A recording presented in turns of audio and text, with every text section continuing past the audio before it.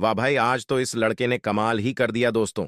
आज इस लड़के के होटल पर गुड़ी पाड़वा होने के कारण इस लड़के के होटल में बहुत बड़ा इवेंट होता है और यह लड़का भी इस इवेंट में भाग लेता है। लेकिन शर्त यह थी कि जो भी कलाकारी दिखानी है वह सिर्फ ककड़ी पर ही दिखानी है और ये लड़का उस ककड़ी पर जो बनाता है उसे देख आप भी चौंक जाओगे।